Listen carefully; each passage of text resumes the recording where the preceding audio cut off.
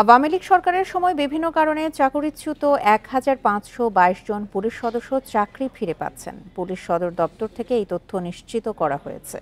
এর মধ্যে ১,০২৫ জন কনস্টেবল, ৭৯ জন নায়েক, ১৮০ জন এএসআই, এটিএস আই, ২০০ জন এসআই, সার্জেন্ট, টিএসআই, ১০ জন ইন্সপেক্টর এবং ২৮ জন নন পুলিশ সদস্য রয়েছেন।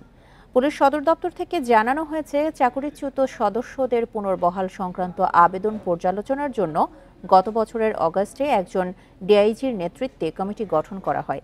কমিটি এরই মধ্যে সুপারিশ সহ প্রতিবেদন জমা দিয়েছে। যেসব সদস্য প্রশাসনিক ট্রাইব্যুনালে আপিল করে জয়ী হয়েছেন, তাদের চাকরিতে পুনর্বহাল করার নির্দেশনা দেওয়া হয়েছে।